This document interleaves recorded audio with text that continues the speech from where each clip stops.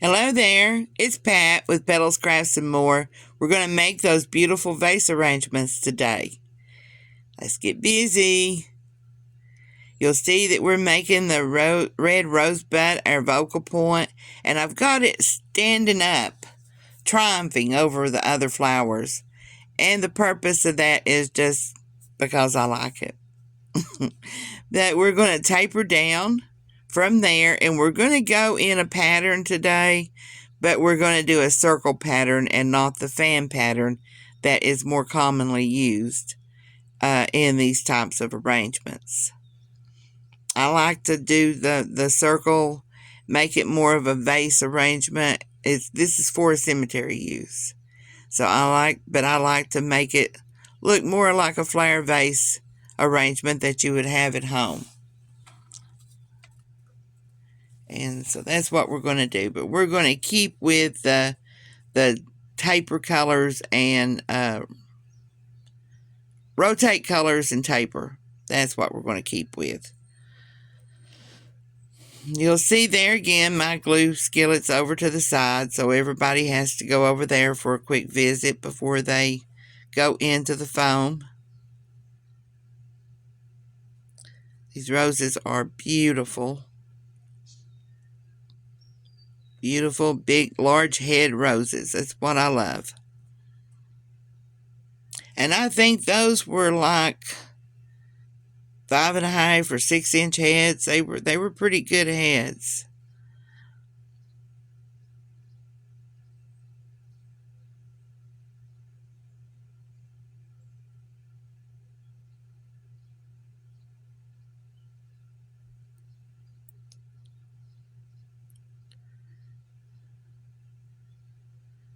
Fill in with a little greenery there. And as you can see, I'm taking it off of its stem where there's a bunch of them on there and just re-stemming it, because all I need is the top part. So I'm just re-stemming the whole thing and making several pieces out of a piece. Looking for a taller stem there, guys. I say it over and over again. You never know when something's on a short stem, or in that situation, a multi-stem, and you just need part of it. Or you need a bigger, longer stem. So always save your stems. I know it's a hassle, but save them anyway because you're going to need them. And you can purchase them, but why waste that money when you're sitting there clipping them in little pieces and throwing them away? And they're the perfect size that you're going to need later on.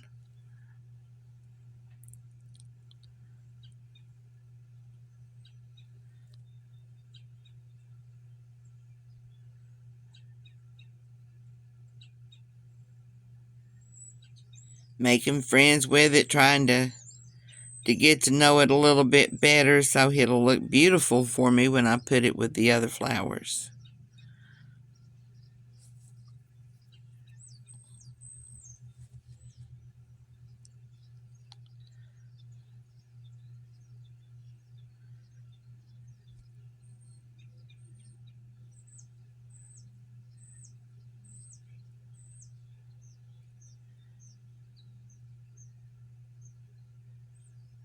What do you think so far? I'm liking it. I really do like these arrangements. But let me know what you think in the comments. And while you're in the comments, let me know if there's anything you want to see me make or any questions that you might have. It would be wonderful to answer your questions and to make you more comfortable with floral arranging. It is fun. To me, it's a lifesaver. I get down and out and I take off up to my flower room, and before you know it, I'm singing to the music and tapping my toes and got a smile on my face and a flower in my hand. That's what makes me happy.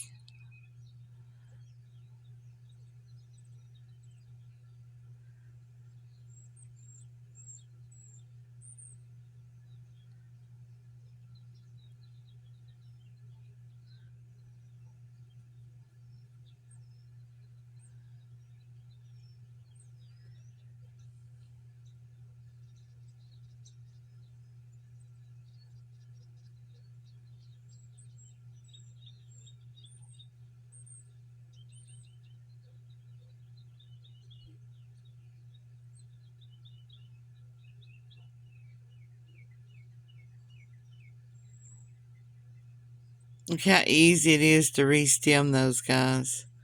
Just dip your stem in a drop of hot glue and stick it right on the edge of it, and that glue holds it in place. Then you've got your own version of the design. Now we're going to use these Vase sleeves to cover our mechanics in the bottom there.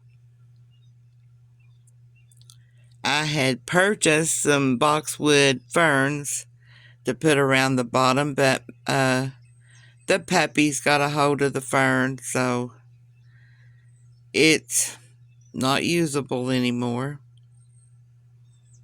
Thank God for puppies, huh?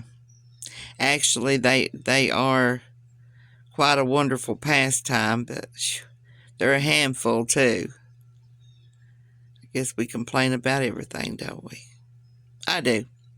What do you think, guys? Let me know. I decided to make a focal point there at the bottom for the front. What do you think? Now, that's not it. There's another one coming. This is a set. So, hang on. All right, guys, here we go with the second one. I've got the other one over to the side so I can keep an eye on my pattern. And it's not going to turn out exactly like the other one. I promise you that. I cannot, for the life of me, do that. Even with it sitting right in front of me, I still end up making it a little bit different. That's just me. But my designs are unique. I can't even duplicate them myself. So that gives me a hand in the market of uniqueness, huh?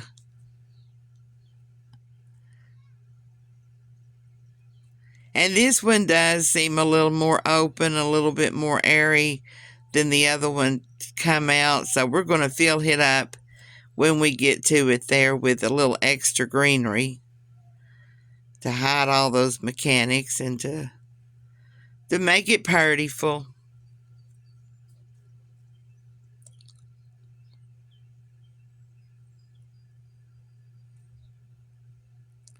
I've got it sped up just a little bit much, so you really can't see my re-stemming and all that stuff enough to see how I'm doing it. But the first video was a bit slower, and we did explain it. So just if you wanted to figure it out again, just kind of go back, hit the rewind button, and go back. Or subscribe to us, follow us, like us, whatever network you're watching us off of. And stay tuned, because I do videos quite frequently during the summertime. Of the wintertime, I'm not as active with it, but which is odd because most people are more involved with Christmas arrangements than anything else. But I like the bright, sunny, pretty, cheery stuff. Not that Christmas is not bright and cheery, but I like some Christmas. I love cedar. There they are, guys. All done. Sitting there together. What do you think? And there is why they're a matching set. If you'll remember, we did that saddle wreath a couple of weeks ago, and we made those to match. Thanks for watching, guys. Don't forget to follow us.